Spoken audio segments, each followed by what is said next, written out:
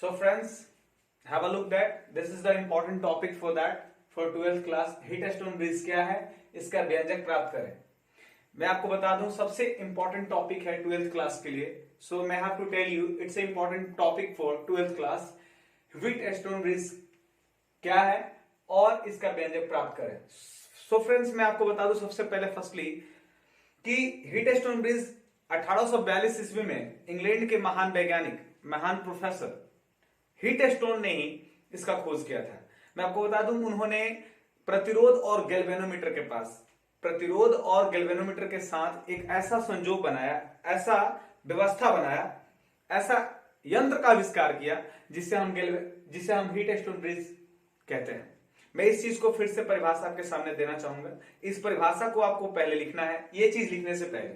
So friends, फिर से एक बार ध्यान से सुनेंगे. 1842 में, सन 1842 ईस्वी में इंग्लैंड के प्रसिद्ध वैज्ञानिक हीट स्टोन ब्रिज ने, ठीक है, प्रतिरोध और गैल्वेनोमीटर के साथ एक ऐसा संबंध व्यवस्थित किया, जिससे ऐसा यंत्र बनाया जिसे हीट स्टोन ब्रिज कहते हैं. अब मैं आपको बताना चाहूंगा कि हीट स्टोन ब्रिज एक ऐसा विद्युतीय यंत्र है जिसमें 3 ज्ञात प्रतिरोध की सहायता से चौथे अज्ञात प्रतिरोध का मान निकाला जाता है. जी हां दोस्तों, इसमें 4 प्रतिरोध होते हैं, जैसे कि मान सकते हैं I1, I2, I3 और I4. इसमें 4 हमारे धारा हो गए, R1, R2, R3 एवं R4. ये हमारे 4 प्रतिरोध हो गए. तो आपको पता होना चाहिए कि ये 4 प्रतिरोध और ये चारों एम्पियर मिलकर के एक ऐसे व्यवस्था बनाया गया जिसे हम हीट स्टोन ब्रिज कहते हैं. और हीट स्टोन ब्रिज में सबसे इंपॉर्टेंट चीज क्या है, वो चीज मैं आपको समझाना चाहूंगा अभी, जस्ट लाइक दैट, कि 4 प्रतिरोध में से 3 प्रतिरोध ज्ञात होते हैं, जिसमें चौथे प्रतिरोध का मान ज्ञात करना होता है. इन्हीं 3 के सहायता से आपको बोलना क्या है, आपको सेम यही बोलना है कि 1842 ईस्वी में इंग्लैंड के महान वैज्ञानिक प्रोफेसर हीट स्टोन ब्रिज ने एक प्रतिरोध और गैल्वेनोमीटर के बीच एक ऐसा संबंध व्यवस्थित किया, ठीक है, जिसे हीट स्टोन ब्रिज कहते हैं. और हीट स्टोन ब्रिज को ज्ञात करने के लिए यह एक ऐसा यंत्र है जिसमें 4 प्रतिरोध में 3 प्रतिरोध का मान प्राप्त होता है और उसी 3 प्रतिरोध की सहायता से चौथे प्रतिरोध का मान निकालना होता है, जैसा कि मैंने आपको परिभाषा में लिखा हुआ है. सर फ्रेंड्स, आगे देखेंगे, पैराग्राफ यहां पे चेंज होगा. इसमें चारों प्रतिरोधों को चतुर्भुज ए बी सी डी की 4 भुजाओं के रूप में लगाया जाता है. माना कि पी क्यू आर एस 4 प्रतिरोधों को चतुर्भुज ABCD की 4 भुजाओं में लगाया जाता है. पी क्यू आर एस तीनों अज्ञात प्रतिरोध है तथा R ज्ञात प्रतिरोध है. बिंदु B और D के बीच एक गैल्वेनोमीटर लगा है. अभी ये समझ में भी नहीं आ रहा होगा, यहां से जो माना गया है उस चीज को मैं आपको फिगर द्वारा दिखाना चाहूंगा. चलिए आइए देखिए, फिगर देखते हैं.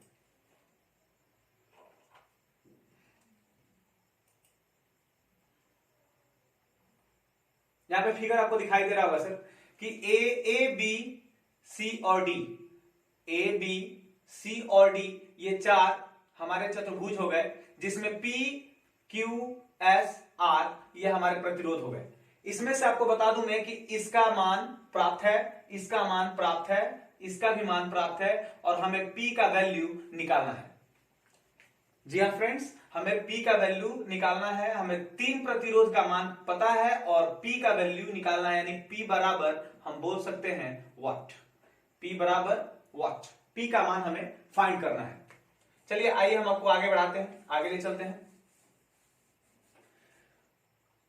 तो यहां पर आपको मैं बता दूं अभी क्या मैंने लिखा है. मैंने यही लिखा है कि मान लिया कि ABCD 4 चतुर्भुज है, जिसमें PQRS 4 प्रतिरोध है, जिसमें R का मान I1 माइनस IG है, S का मान I minus I1 plus IG है, जिसमें Q का मान I1 है और P का मान I है. यहां पे गैल्वेनोमीटर G है, यही गैल्वेनोमीटर की बात हो रही है. इसे ही हम हीट स्टोन ब्रिज कह सकते हैं. मैंने यह भी बताया आपको कि B और D के बीच गैल्वेनोमीटर है और ए बी डी के बीच 2 प्रतिरोध है, बी डी सी के बीच भी 2 प्रतिरोध है, आर और एस। इन्हीं चीज को यहां पर लिखा गया है। यहां से हमने बताया आपको कि मान लिया कि पी क्यू आर एस 4 प्रतिरोधों को चतुर्भुज एबीसीडी की 4 भुजाओं में लगाया जाता है। पी क्यू आर एस तीनों ज्ञात प्रतिरोध है तथा आर अज्ञात प्रतिरोध है। बिंदु बी और डी के बीच एक गैल्वेनोमीटर लगा है और बिंदु ए से सी को एक विद्युत वाहक बल स्रोत द्वारा जोड़ दिया जाता है। मैं आपको बता दूं फ्रेंड्स कि ये क्वेश्चन इस तरह से भी बिहार बोर्ड में पूछे जाते हैं कि P बट्टा Q बराबर R बट्टा S प्रूफ करें। इन चीज को बोल देता है प्रूफ करने के लिए। ऐसे भी कह देता है कि हीट स्टोन ब्रिज को सत्यापित करें। इससे पहले वो भी पूछ सकता है आपसे कि हीट स्टोन ब्रिज में आपको इस चीज को भी पूछा जा सकता है कि सिद्ध करें कि, ठीक है, तो उससे घबराने वाली बात नहीं है आपको, ठीक है।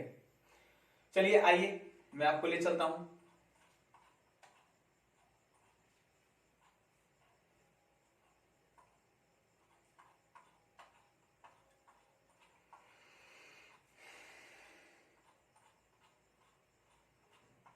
ये सारे क्वेश्चन लॉन्ग क्वेश्चन हैं, हमें पढ़ने हैं। सो मैं एक एक करके आपको सारे क्वेश्चन समझाऊंगा, सो प्रॉब्लम नहीं है, घबराने वाली बात नहीं है। चलिए आइए, हम लोग बात कर रहे थे हीट स्टोन ब्रिज की, जो यहां तक क्लियर है, ठीक है। फिगर बनाएंगे, इसके बाद आपको दिक्कत हो रही है तो स्क्रीनशॉट ले सकते हैं friends. So I will be next that लोप एबीसीडी में केल्विन गैल्वेनोमीटर लगाने पर, अगर केल्विन हम लगाते हैं ए डी बी में, यानी ए बी डी ए में, अगर हम बात की जाए तो इसमें इक्वेशन फर्स्ट बनेगा, इसमें इक्वेशन सेकंड्स। अब कैसे इक्वेशन फर्स्ट बन रहा है ध्यान दीजिएगा। ए बी डी में 2 प्रतिरोध दिखाई दे रहे हैं, पी और क्यू। यहां पे देखिए आईपी I1P और IG माइनस I1 ये Q का वैल्यू हो गया और ये P का वैल्यू, दोनों को जोड़कर कितना के बराबर, 0 के बराबर। इक्वेशन फर्स्ट फिर से देखिए I1P और उसके बाद बीच में हो जाएगा गैल्वेनो, ऐसे चलेंगे ना, ऐसे आएंगे तो I1P IG गैल्वेनोमीटर, और ऐसे जब घुसेंगे तो यहाँ पे माइनस आएगा, इसमें माइनस लगेगा, इसलिए यहाँ पे देखिए यहाँ पे माइनस लगा हुआ है, माइनस यानी I1P plus IgG minus I1 into Q बराबर 0, इक्वेशन फर्स्ट।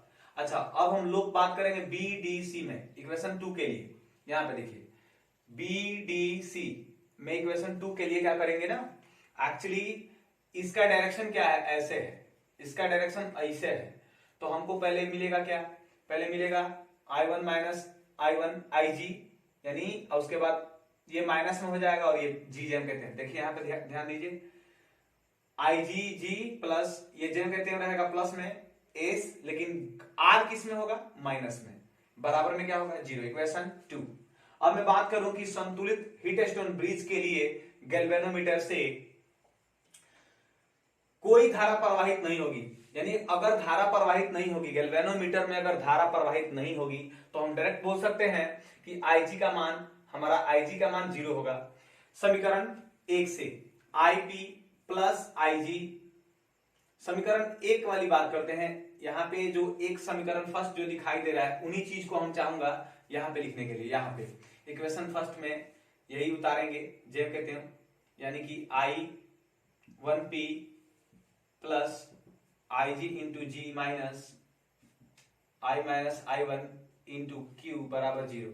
हम कहां कहां 0 रख सकते हैं, देखिए जहां IP है, I1P जेम कहते हैं, प्लस है तो प्लस, IG के जगह हम क्या रखेंगे, 0, G जेम कहते हैं, माइनस है तो माइनस, I1 जेम कहते हैं, माइनस है तो माइनस, I1 जेम कहते हैं, Q जेम कहते हैं, बराबर में 0। यानी इक्वेशन फर्स्ट में जहां IG है वहां पर 0 रखा है मैंने। जैसे ही 0 रखेंगे ये टोटल वैल्यू खत्म हो जाएगा, बचेगा I1P, माइनस है तो माइनस, I1 Q जेम कहते हैं, बराबर में 0। अच्छा, ये माइनस में है, दिखाई दे रहा होगा दोस्तों कि ये माइनस में है, उधर जाएगा तो प्लस में होगा। जाहिर सी बात है, जब हम उधर भेजेंगे तो I1P और ये उधर जाएगा तो प्लस में हो जाएगा, इक्वेशन थर्ड बन जाएगा। ये इक्वेशन थर्ड समझ में आ रहा होगा। अब इक्वेशन थर्ड हो गया। अब हम क्या करेंगे कि चौथा इक्वेशन बनाने के लिए हम मान रखेंगे इक्वेशन 2 में जहां जहां IG है वहां पे 0। ठीक है, तो आइए दोस्तों क्या करने वाले हैं यहाँ पे इक्वेशन 2 से, यहां लिखेंगे इक्वेशन 2 से यानी समीकरण 2 से। समीकरण 2 यहाँ पे मैं रखने वाला हूं, समीकरण 2 यहाँ पे मैं लिखने वाला हूं। देखिए समीकरण 2 यहाँ पे है, ये चीज हम लिखने वाले हैं यहाँ पे IG into G plus I1 minus I1 plus IG into S minus I1 minus IG into R बराबर 0।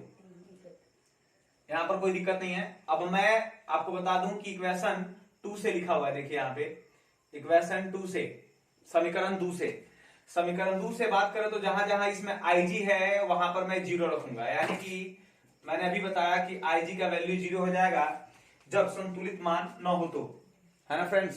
So let's start now, please go them. So please let's start now. IG बराबर होगा 0, यानी कि IG के जगह पे मैंने 0 रखा है, यहाँ पे 0। फिर यहाँ पे देखिए यहाँ पे IG है, वहां पे भी मैंने क्या रखा है 0 रखा है। IG के जगह पे मुझे क्या रखना है 0, इस IG के जगह पे 0 हो गया। S ज्यों के त्यों, I1 है तो I1, IG के जगह 0, R है तो R और बराबर में 0, यानी कि जहां जहां IG था मैंने वहां 0 किया इक्वेशन 2 में। सो फ्रेंड्स अब देखिए क्या होगा। अब मैं बता दूं आपको कि 0 रखेंगे तो ये मान पूरा खत्म, ये बचा, ये जेम के तेम लिखा है मैंने, एस जेम के तेम, ये बचा आई लिखा मैंने, आर जेम के तेम बराबर में 0। अब मैं क्या करने वाला हूं, ये माइनस में है ना बेटा, इसको मैं उधर भेज दूंगा। लिसन टू मी, ये माइनस में बेटा, मैंने उसको जब उधर भेजूंगा ना तो ये प्लस में होगा, यानी कि प्लस में होगा तो इक्वेशन ये कितना बनेगा बताओ, 4 बनेगा। इक्वेशन 4, यहाँ पे इक्वेशन छूट गया है 4, सो आप 4 डाल लोगे। So have no problem as that. So समीकरण 3 से 4 में भाग देने पर, यानी हम बोल सकते हैं कि इक्वेशन 3 डिवाइड बाई 4। सो मैं 3 से 4 में जब भाग दूंगा, यानी कि कहने का मतलब पहले 3 इक्वेशन यहां रहा, ये 3 इक्वेशन जो दिखाई दे रहा है जे कहते हैं, और यहां पे मैं 4 इक्वेशन डाल दूं तो IP से IP खत्म, I1 से I1 I खत्म, बचेगा इधर PR इधर QRS, और मैं यहां पे प्रूफ कर देता हूं। चलिए, thank you so much watching this video.